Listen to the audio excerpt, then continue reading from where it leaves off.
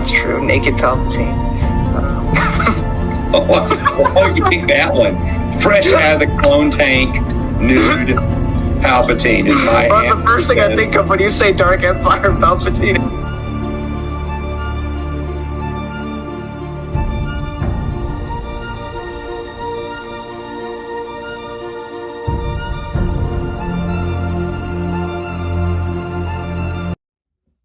Alright, everybody. The Thousandfold Thought by R. Scott Bakker, however that's pronounced. And I've done it. I've completed the trilogy. Well, the first trilogy. We have 4 books next, though I'm taking a much-needed break because it's a lot.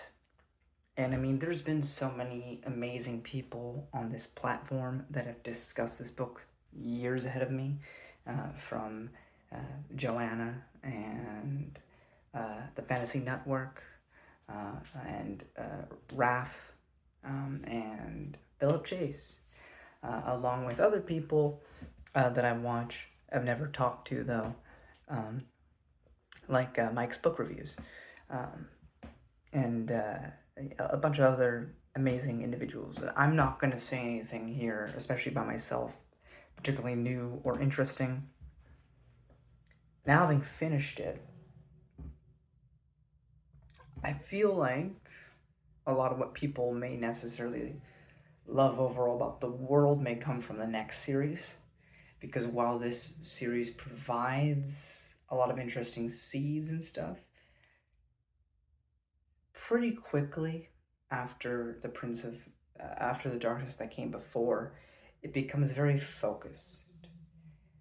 The Warrior Prophet was mostly about the war. We focused on a bunch of characters, pretty equally, but still, it kind of got condensed from really expanding the world. I don't know if that makes sense. Maybe I'm speaking blasphemy. There are things that expand and grow as this trilogy goes on. There's definitely things we're learning, interesting revelations to be had. At the end of the day, though, I'm just... it gets me really excited for what's next. But it also doesn't necessarily feel like there's a satisfying conclusion here, especially because in the Thousandfold Thought, and I know this is a common complaint, I'm not saying it to just go along with the peers or to, act as if, because I don't want to have an original thought, I genuinely think that this book ends a bit abruptly, which kind of just, in so doing, kind of hinders the overall series. Also, this book massively doubles down on basically 4 characters, but really only 3.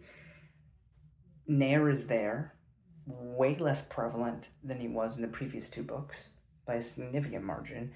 This is primarily, and I know there's other characters, for sure, but it is primarily Esmenet, Akamian, and Kellis.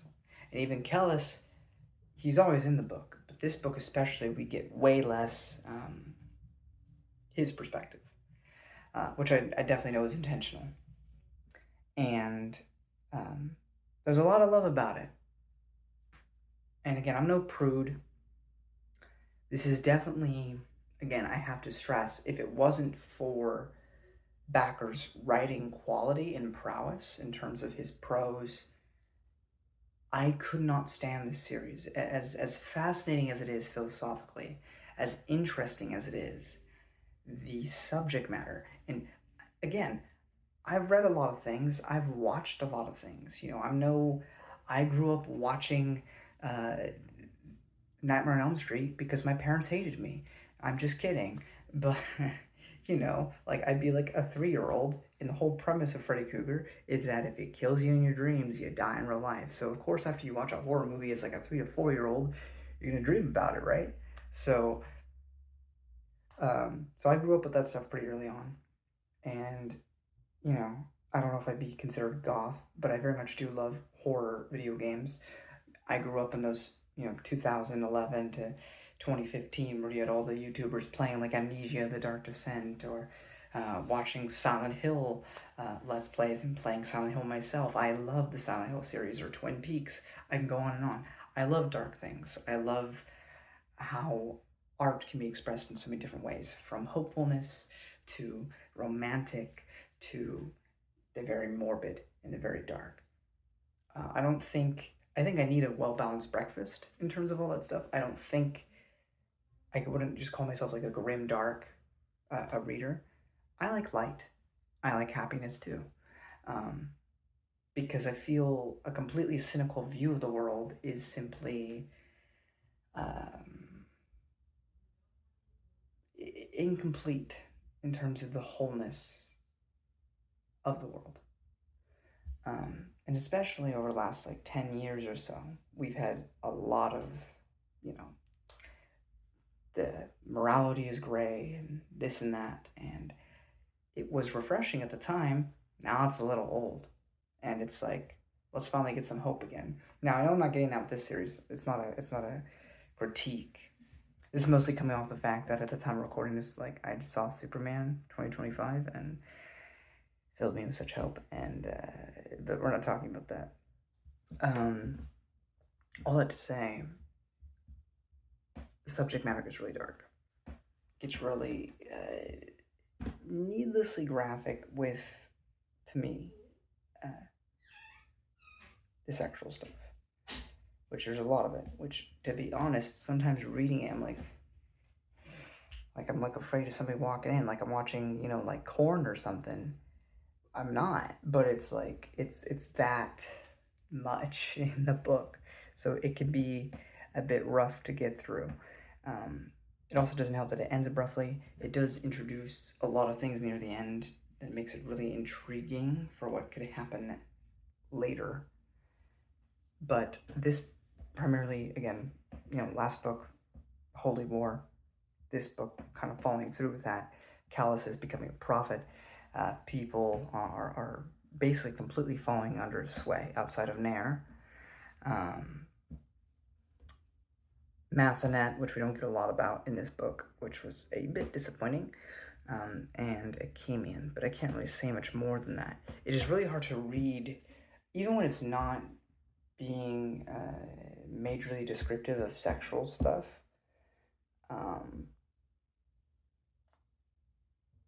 Esmenet's whole situation is just, it's rough, and I know that's intentional and that's the point, but it's again, you don't read this to have fun.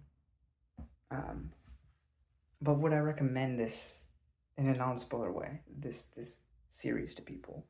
Again, I don't know if I can. I think you'll know if you are able to tolerate it or not by the first book. And I wouldn't blame you if you stop. But if it's for you, it's going to be really for you. I do wish there's a bit more of optimism, a bit more of hope. Like Malazan, I feel, gets away with that a bit better. It deals with similar situations, but there's also hope. So it doesn't feel so, it's kind of feel like you're drowning in it sometimes. That being said, I do think it culminates fairly well.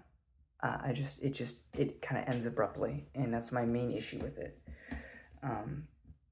Also don't like how the POVs kind of dwindle down so much. It just kind of makes the world go from feeling huge to kind of feeling rather condensed. I don't know if that makes sense. But we do get a lot of interesting revelations. I do love Achemian and Esmenet's story.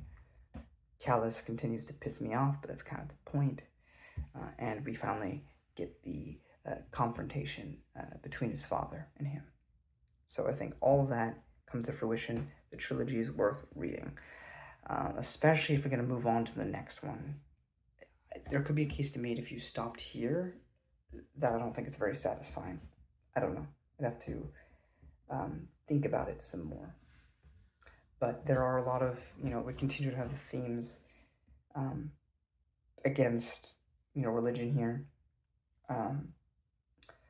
But there's also some other metaphysical stuff starting to become the forefront that I believe will be touched on more in the following series. So we'll discuss that more as we get there, in terms of what I think, because YouTube is all about broadcast yourself. So I will give my perspective. But I think that's where I'll leave it for non-spoilers. I basically explained nothing, which is on me, and I'm sorry. But there's a lot here. But I guess if you tolerated the first book, then I absolutely recommend you finish. If you couldn't, I mean, you're not even watching this, so it's good to be challenged. I don't always want to feel comfortable with what I'm reading. I don't always want to necessarily even agree with what I'm reading. Not saying I necessarily disagree. I'm just saying I like being challenged. Especially because I am, I think anybody who sticks around long enough will figure it out. I don't necessarily try to hide it, but I'm not trying to flaunt it or shove it in your face, again, unless it's applicable to the text that I'm reading, if it's necessary to bring it up. I brought it up a few times in Malazan, and I'll bring it up here and other times, that I am religious, I'm a Christian. So it's definitely much at the forefront of my mind, and I know there's plenty of people that I know personally who would say you probably shouldn't read this. But I think it's good to not be in a bubble. I used to watch atheist Christian debates for fun, for pastime, so I'm certainly not opposed to something like this because I think it expands the mind. Sure, it's fiction, but it really challenges me, not just in terms of the themes and subject matter he's trying to critique or discuss, but also in the really grimy, nasty things in the series that I usually would be uncomfortable with. And like I said, one of the biggest praises I can give to Bakker or Bakker is if it was any lesser author, I could not stomach it. But he makes you power through. And that's the greatest praise I can give this man. I'm going to get into spoilers. If you don't want any spoilers, there's the door. Alrighty.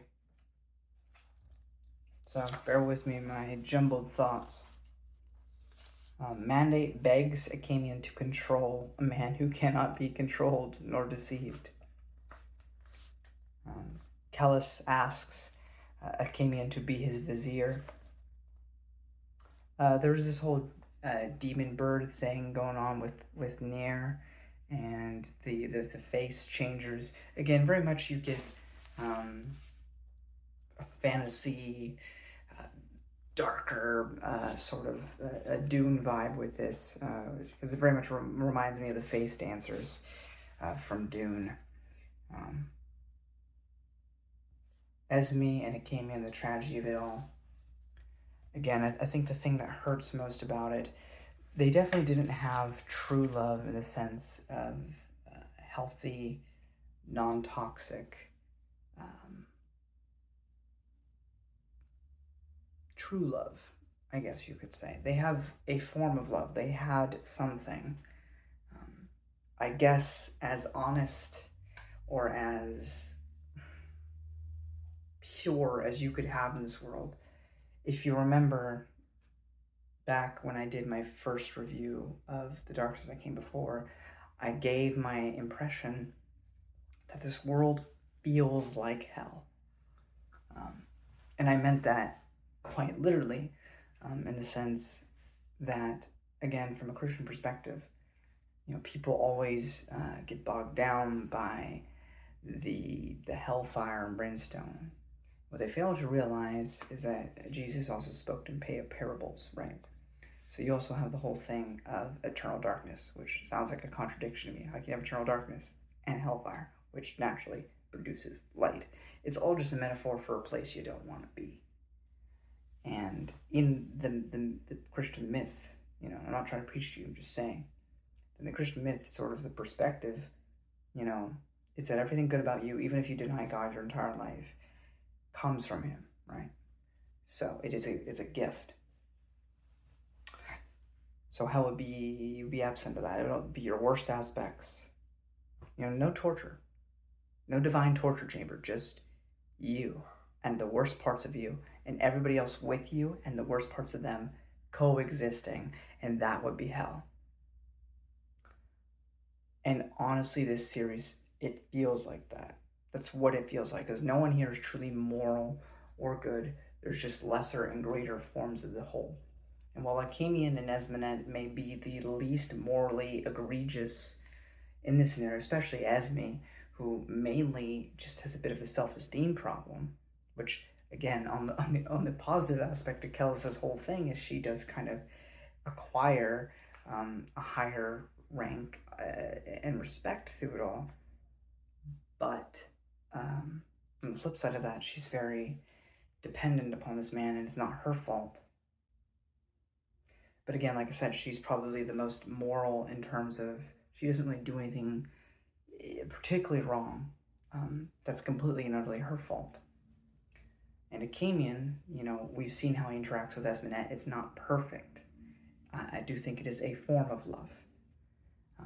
And he's not perfect in of himself and what he's done in the past, but he's by far the most morally virtuous of the group. But again, he's not in terms of us today and if we were all in a room.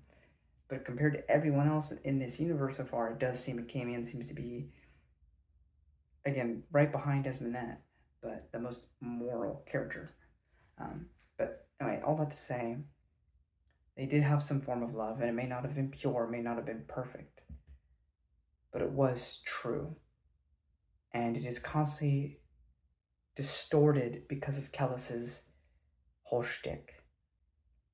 The way Kellis works and the way he pushes Esmenet away to this belief that she loves this man. And maybe there's a part of her that does. But it's the whole thing. It's this, and it's been this slow build up since book 2, and I knew it would happen. It's just this constant foreboding of this, just it's getting worse and worse, and you know it, and she's becoming more and more dependent on him, and there's really nothing Akamian can truly do about it.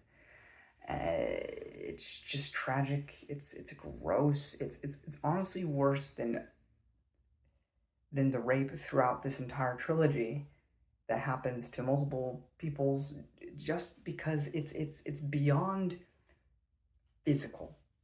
It's beyond, and he does do that because Kellis has sex with her plenty of times, but it's more so that her will is taken, and it can be distorted and assaulted to the point where she feels that this is what she wants. And I hate it. I hate it because in another world where this series is not what it is, maybe it's not even that she ends up with Akamian. Maybe it's just something better for her. But instead, we have what we have. And it's the most heartbreaking part of honestly this entire trilogy. And even Esmenet's love for Akamian is always corrupted for Kellis, and I had particular examples I don't really remember, but one of the more interesting parts of the book is when Esmenet goes through the sagas, which are these kind of tales of the ancient past, which again helps expand the world a bit, especially when it feels like the stories become so condensed. It's like a trickling, a funnel to something bigger, which was cool. We also get this idea from Kellis speaking to Akamian that we are God, in the sense that the universe sort of kind of is God, and we all kind of inhabit that. It's sort of the idea. It's actually interesting. I read The Way of Dan by Philip Chase, and in that sort of the trilogy, you sort of get a similar perspective on that. Not the same, but it did bring up similar points. Hold on. As much genuine growth as Esmenet gets in this book, from Kellis kind of like propping her up and giving her all these things, making her eventually be queen to his emperor. The sheer evil of the fabricated love sickens me. I mean, there's a particular part that stood out to me of this book. And of course, it's another vulgar part. But he's like naked. He's chilling. He's thinking. And she, without thought, without hesitation, without even realizing she's really doing it, she starts grabbing for his penis. Because her autonomy is just being taken away, to where she just becomes the sexual thing, despite the fact that she's on the outside gaining more status.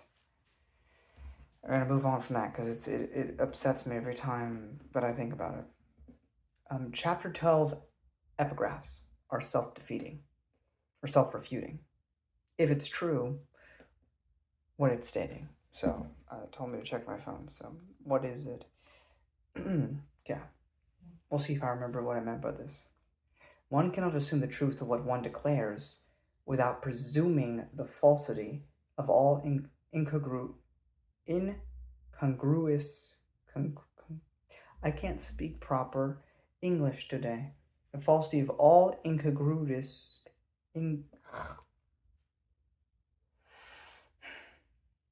This is awful for video. I'm a bad reader. Anyway, declarations. Since all men assume the truth of their declarations, this presumption becomes at best ironic and at worst outrageous. Given the infinity of possible claims, who could be so vain as to think their dismissal claims true? The tragedy, of course, is that we cannot but make declarations, so it seems we must speak as gods to converse as men. So I say this is self-refuting, because how much vain must we have to presume anything that we believe to be true? But is that statement in of itself not meant to be truth? Is that not meant to be a fact? The fact is that it is presumptuous, it is vain to believe you know anything, but you believe that. Do you see the problem here? To me, I see it as very self-refuting, just in that very notion. But the bigger thing also behind that is, again, as we're dealing with the Crusades and other things, parallels here, it is very much, a critique on people who believe things absolutely, which, I mean, hey, you will never hear me say, and maybe this is just because I was born in the 21st century, I probably would have a completely different view if I was born in like the 12th century. I don't know. I wasn't born then. I was born now.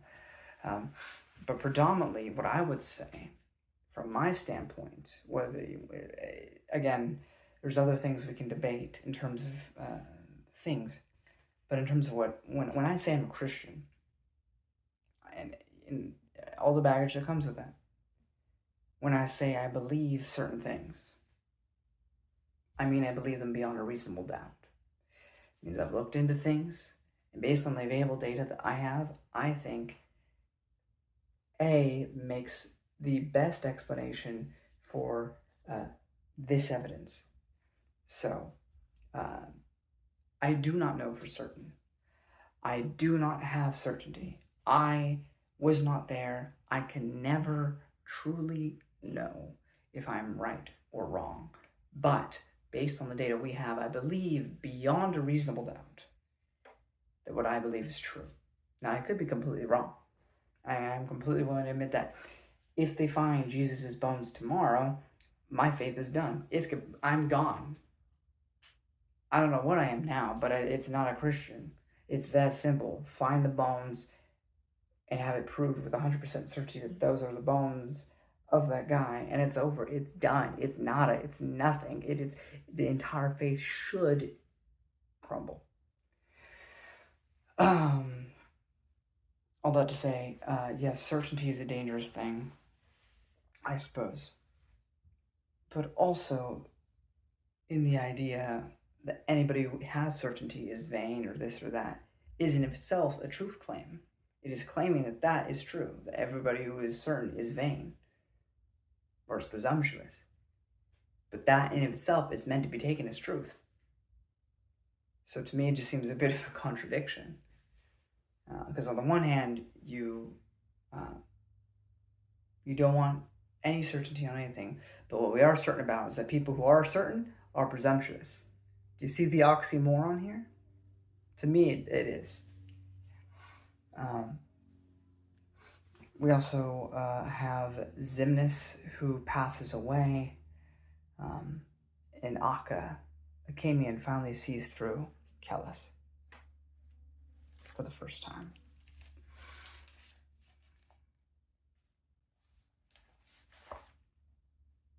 We are more. I'm trying to remember. I think this is when Kellis was giving his big speech to the army. And again, he plays on what people's presumptions are, what their preconceived notions are, where they're leaning toward you, even if they're not certain. You know, he can see into your heart of hearts where you're kind of leaning, and lean into that.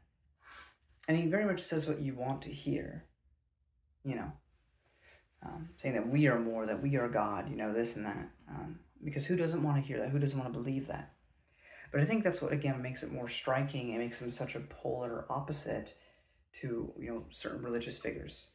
And I know Kellis is also kind of a Paul Atreides in this sense. I would say even with Paul Atreides, because we got to go inside of his head, he definitely did a lot of bad things in the Dune series, but he also was trying to be good. Kellis is more explicitly malicious. But you'll notice that Kellis plays into what you want. Whereas, again, since this is the Crusades of Christianity, take up your cross, deny yourself, and follow me. You'll see that a lot throughout, you know. I mean, if you look at the Old Testament as a whole, and even of itself, I mean, you look at the judges or the prophets or Moses or David or this or that, all these people remain imperfect. Which is actually kind of crazy, because you think if you're going to make up a fake story, you would make all the big leaders perfect.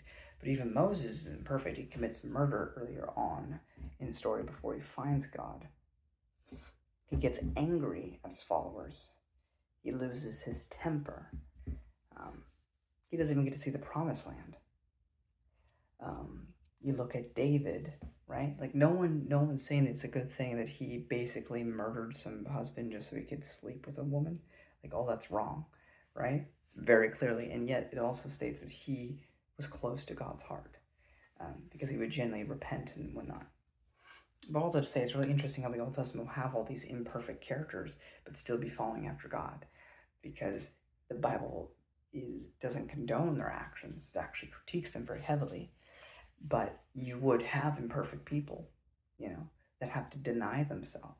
Because what he should have done is denied his feeling toward those sexual feelings for someone that wasn't his, to partake in that.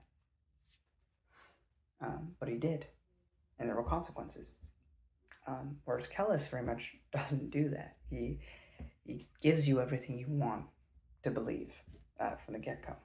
So I think that's a key difference between Kellis and like religious figures in the Old Testament, or Jesus especially. Nair tells Achamian the true reality, and this conversation was great. The prose were excellent. One of the highlights of the book for me, and this is what truly gets Akka to see truth, to move beyond and no longer be under the sway of Kellis. Akka tells Esme the truth of Kellis as Kellis confronts his father, which is another phenomenal portion of the book. It's just the entire dialogue between the two. We also learn that the Inshori, or the race that came before, we also have a bit of sci-fi elements here, because we get mentions of this sort of spaceship that crashed here, and also how there is space, that this is on a planet. This isn't just like a flat world. This is on a planet. There's a solar system. It doesn't really dive into that, but we do get glimpses of that here, which can get me excited for the next one. We also learn it doesn't really play a big role here because Mathnet has like nothing to do in this book, but we do learn that Mathnet is Kellis's half brother. Why he could see the few, why he could see Camion, why he's gathered his own following at the start of Prince of Nothing, but he's only half he's only half of what Kellis is, so it doesn't work out as well for him. We also learned, kind of in the past sense, that Nair was raped by Moangus when he was younger, which again plays into a whole other thing, which could be seen as problematic. I know Raph talked about it on his stream with the other YouTubers. I don't get too hung up on that. It is definitely a thing where Nair is very confused on what he wants. He's very much trying to play the macho killer of men persona, but there's definitely did it start there? I don't think so. I think he's had these inclinations for a long time, and that probably didn't help the confusion that sprung in his mind as he had something forced upon him that he maybe didn't want. But of course, with the way that Moangus and Kellis work, he probably did want it, because that's how they do that to you. They make you actually want it. So that's also another violation right there. But it's a whole complicated mess. But I feel, even though he's a terrible person, like Nair has done a lot of horrible things, I also feel bad for him. And like I said, the ending just feels abrupt and rushed. But the thing that does get you, if you're into it enough, get you pumped for the next one is Acamian resists Kellis, renounces Esmenet, and runs off. And the apocalypse begins, and the Aspect Emperor is created. Of course, Kellis is that Aspect Emperor. And we'll get into the next 4 books some other time. But like I said, there's a lot of interesting philosophy. There's a lot of interesting ideas. The world is interesting. You know, we have the non-men, which we didn't get too much into. I believe they're going to be a bigger aspect of the next series. And it ends with a lot of intriguing possibilities for what this world could be. But the series ends condensed and small and kind of crammed, and doesn't allow that world to really flourish, in my opinion, because it gets so tunnel vision focused on this particular aspect of the plot. That being said, I still enjoyed my time with it. Enjoyed. I was enthralled. I was engaged. Did I enjoy it as much as the previous 2? Or I didn't enjoy any of them. But no, I would say I because of the pacing, because of the rushed ending, I definitely enjoyed reading this one. Again, I put those in air quotes, the least. But I would still recommend it. If you got through the first book and you enjoyed it, you should read this entire trilogy. And if you want to power through, read the next 4. We'll get to that some other time. Overall, again, I'm glad I read this. Will I be running at the bit to read it, to do a reread anytime soon? Definitely not. I need like a 10-year hiatus from this story to cleanse my soul. But I did enjoy it. And Bakker is clearly a very intelligent, talented man. I could never write something of this caliber in terms of the prose and everything.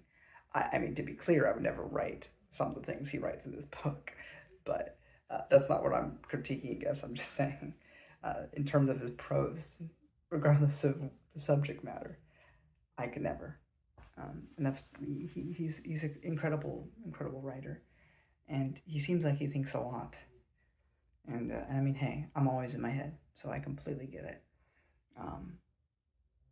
And for better or worse, and I'd even address some of the stuff with some of the with the face changers and the sexual stuff there, and the uncomfortable disturbingness of all. I didn't even really get into that.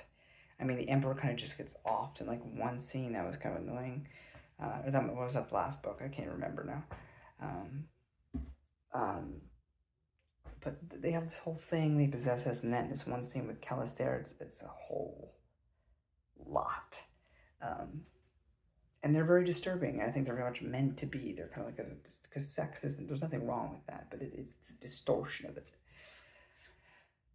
But I assume they'll also be in the next series, so I'm sure we can talk about them then. But all that to say, despite how bleak this world is, I'm fascinated by it, and I'm so intrigued as to what else may lie in this world. And again, for better or worse, I clearly really gave a damn about Akemi and Esmonette, or I wouldn't get so upset over some of the stuff that happens in this book. So clearly, Bakker is doing something right, and I mean, what else praise do you need there? So I will be getting into the next series. I'm taking a small break. I need something a little bit more light, so I'll be jumping back into the Wheel of Time with book 5 and 6, and then we'll start.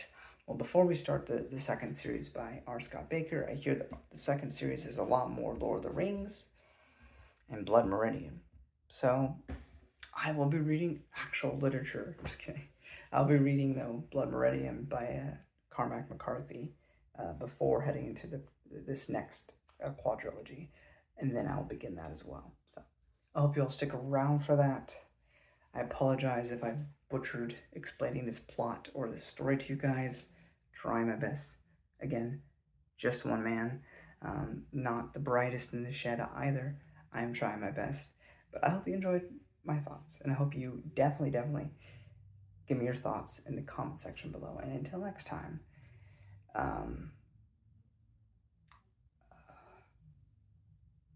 Kellis is not a god, and I stand with Akemian at the end of this book, as should you. And until next time,